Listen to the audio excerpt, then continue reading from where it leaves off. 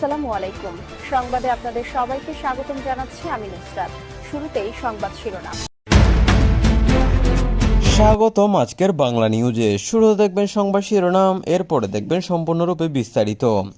আওয়ামী লীগ ফিরলে সমন্বয়ক এনসিপিরা পালানোর পথ পাবে না, বললেন সজীব ওয়াজেদ জয়। এরপর দেখবেন আওয়ামী লীগের 2 লক্ষ কর্মী প্রস্তুত রাজধানীর ধানমন্ডিতে। বরিশালে আওয়ামী লীগ বিএনপি জামায়াত 3 পক্ষের ব্যাপক গুরুতর সংঘর্ষ, আহত 15।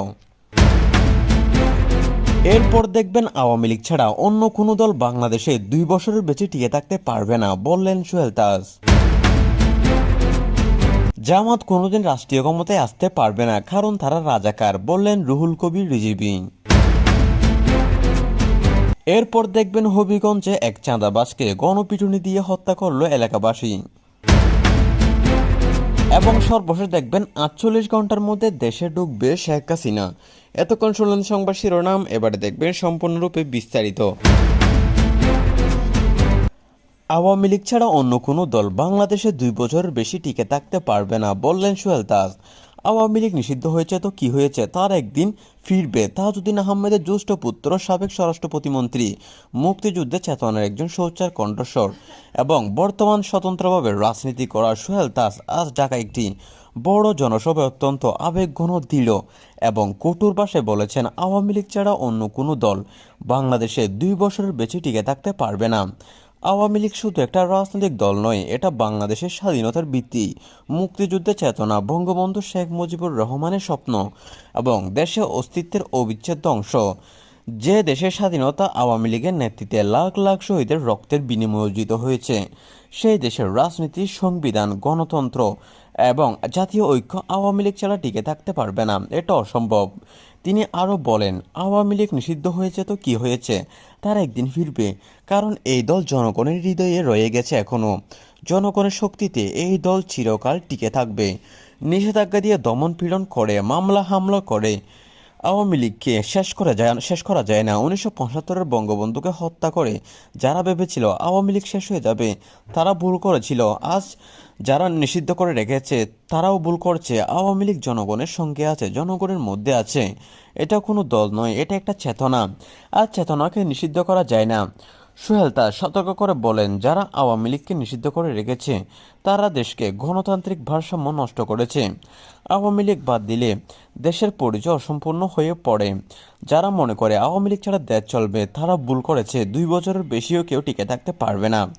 জনগণও চূড়ান্ত রায় দেবে।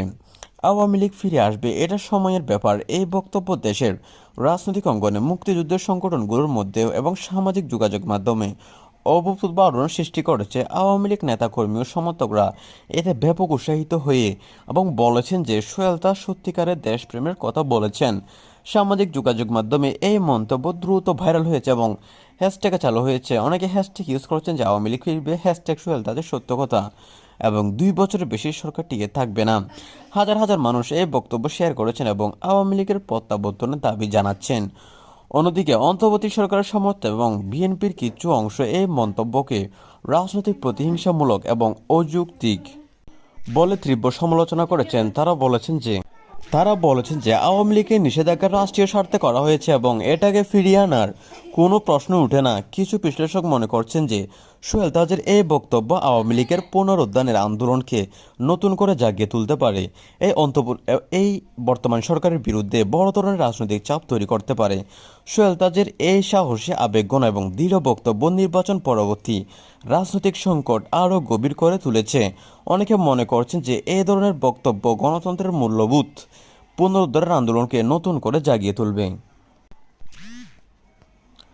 অন্যদিকে জামাত কোনোদিন রাষ্ট্রীয় ক্ষমতায় আসতে পারবে না, বিএনপি নেতা রুহুল কবির রিজভী। অন্তত বিস্ফোরক, জোরালো, কঠোরতম দাবিতে রাজনৈতিক অঙ্গন পুরোপুরি উত্তপ্ত, তোলপাড় ও নতুন করে চরম বিতর্কের জন্ম। বিএনপি সিনিয়র যুগ্ম মহাসচিব রুহুল কবির রিজভী সরাসরি, অত্যন্ত জোরালো, আক্রমণাত্মক ও অপরিবর্তনীয় ভাষায় ঘোষণা করেছেন যে জামায়াত ইসলামী কোনোদিনও রাষ্ট্রীয় ক্ষমতায় আসতে পারবে না।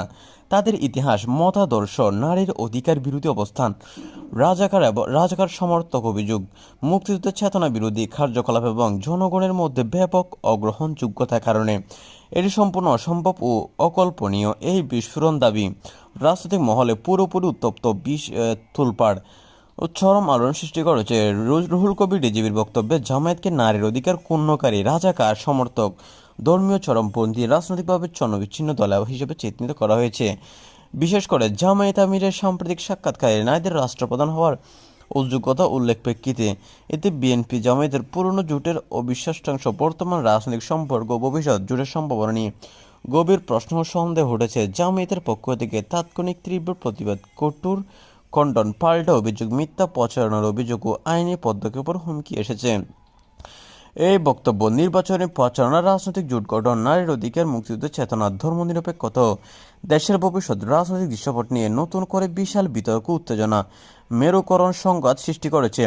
বিভিন্ন রাজনৈতিক দল, নারী সংগঠন, মুক্তিযুদ্ধের গ্রুপ, বুদ্ধিজীবী, সাংবাদিক ও সাধারণ মানুষের মধ্যে তীব্র সমালোচনা, সমর্থন, পাল্টাপাল্টে বক্তব্য, সোশ্যাল মিডিয়ায় ঝড় চলছে। দেশ জুড়ে এই ইস্যুতে আলোচনায় উত্তাপ উত্তেজনা চরমে পৌঁছেছে। এই বক্তব্যে সাম্প্রতিক ফেব্রুয়ারি-মার্চ 2026 সালে নির্বাচনী জনসভা, রাজনৈতিক সমাবেশ, সাক্ষাৎকারের প্রেক্ষিতে এসেছে, যা অত্যন্ত বিতর্কিত দলীয় প্রচারণার অংশ এবং জামায়াতের পক্ষ থেকে ভিত্তিহীন অপপ্রচার বলে খণ্ডন করা হয়েছে। আরও বিস্তারিত আপডেট পেতে সঙ্গে থাকুন। অপরদিকে হবিগঞ্জে চাঁদাবাজিকে কেন্দ্র করে এক চাঁদাবাজকে কুপিয়ে হত্যা করেছে এলাকাবাসী। হবিগঞ্জের প্রতিনিধি। হবিগঞ্জের একটি এলাকায় দীর্ঘদিন ধরে চাঁদাবাজি, হুমকি, সন্ত্রাসী কর্মকাণ্ড চালিয়ে আসা এক ব্যক্তিকে স্থানীয় এলাকাবাসী কুপিয়ে হত্যা করেছে। এই ঘটনা এলাকায় ব্যাপক চাঞ্চল্যকর পরিস্থিতি সৃষ্টি হয়েছে। পুলিশ স্থানীয় সূত্রে জানায়, নিহত ব্যক্তির নামে প্রকাশ্যে অনিচ্ছুক এলাকার বিভিন্ন ব্যবসায়ী ও সাধারণ মানুষের কাছ থেকে নিয়মিত চাঁদা আদায় করতেন। তার বিরুদ্ধে একাধিক অভিযোগ থাকলেও আইনশৃঙ্খলা বাহিনীর কঠোর অবস্থান না নেওয়া খুব বেড়েছিল। গতকাল রাত সময় আনুমানিক রাত 9টায় চাঁদা দাবি করতে গেলে এলাকাবাসীর সঙ্গে বাকবিতণ্ডা হয়। এক পর্যায়ে উত্তেজিত জনতা ধারালো অস্ত্র দিয়ে তাকে পাতাড়ি কুপিয়ে গুরুতর আহত করেছেন।